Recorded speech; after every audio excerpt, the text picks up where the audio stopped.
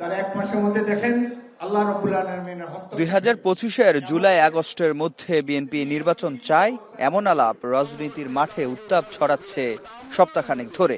এবার সেই উত্তাপে আরও রসদ যোগ করলেন বিএনপির স্থায়ী কমিটির সদস্য সালাহউদ্দিন আহমেদ। যদি সংস্কার লাগে সংস্কার করতে হবে, মাস নয়, এবার নির্দিষ্ট করে বললেন তারিখ। চলতি বছরের 5 আগস্ট নির্বাচনের আহ্বান বিএনপির প্রতিষ্ঠাতা সাবেক প্রেসিডেন্ট জিয়াউর রহমানের 89তম জন্মবার্ষিকীর আলোচনা সভায় জাতীয় নির্বাচনের এই তারিখ বলেন বিএনপির এই নেতা। ঐতিহাসিক গণঅভ্যুত্থানকে স্মরণীয় করে রাখার জন্য 5ই আগস্টে আপনি সংসদ নির্বাচনের আহ্বান করতে পারেন, তাহলে জাতি আপনাকে স্মরণ রাখবে এবং এই দিবসকে আপনি স্মরণীয় করে রাখতে পারবেন। রমনার ইঞ্জিনিয়ার্স ইনস্টিটিউশনে আয়োজিত আলোচনা সভায় বক্তারা জিয়াউর রহমানের জীবন আদর্শ ও বহুদলীয় গণতন্ত্র প্রতিষ্ঠার গুরুত্ব তুলে ধরে বিএনপির স্থায়ী কমিটির সদস্যরা দ্রুত নির্বাচনের দাবি করেন। এ সময় পক্ষপাতিত্ব না করে নিরপেক্ষ থাকার আহ্বান জানান অন্তর্বর্তী সরকারের প্রতি। একটি ইন্টারিম সরকার ক্ষমতায় আসছে, আমরা আশা করি তারা নিরপেক্ষ থাকবেন, কিন্তু দেখা গেল যে তারা একটা কিংস পার্টি গড়ার উদ্যোগ নিয়েছেন। 21 বছরের ছেলে কিভাবে রাষ্ট্রপতি হবে, 21 বছর বয়সী কিভাবে প্রধানমন্ত্রী হবে?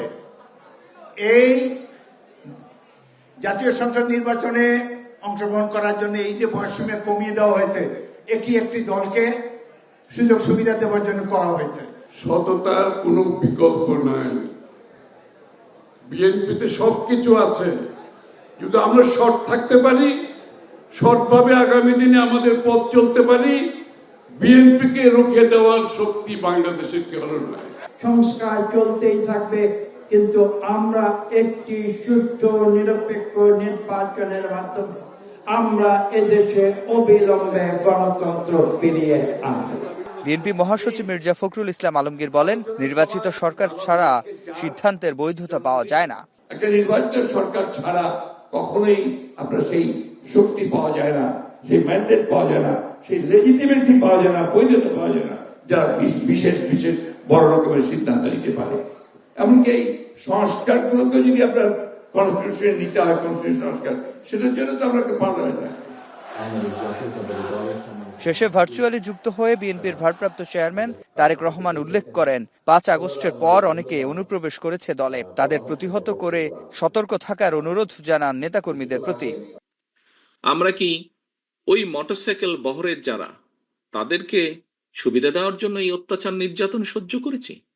অবশ্যই নয়, অবশ্যই নয়। সহকর্মীবৃন্দ, মানুষ হিসাবে আমরা বিভ্রান্ত হয়তো হতেই পারি। আপনাদের কাছে বিনীতভাবে অনুরোধ করব, দয়া করে আপনারা ওই মোটরসাইকেল আলাদেরকে ভিড় করতে দেবেন না। বলেন, একমাত্র জনগণের ভোটের অধিকারই জবাবদিহিতা তৈরি করতে পারে, তাতে সব স্তরে ভোটের অধিকার জারি রাখতে হবে। রাষ্ট্রের বা সরকারের প্রতিটি পর্যায়ে যেখানে নির্ধারিত হবে সেখানে ভোট হতে হবে, সেটি জাতীয় সংসদ হোক, সেটি পৌরসভা হোক, ইউনিয়ন পরিষদ হোক, যেটিই হোক না কেন। অর্থাৎ জবাবদিহিতা, ভোটই একমাত্র, ভোটের অধিকার একমাত্র জবাবদিহিতা তৈরি করতে পারে। এ সময় পতিত স্বৈরশাসকের কথা মাথায় রেখে জনগণের পাশে দাঁড়ানোর আহ্বান জানান তিনি। যে কোনো মূল্যে এক জায়গায় আমাদেরকে থাকতে হবে। সিফাত শাহরিয়ার, এখন, ঢাকা।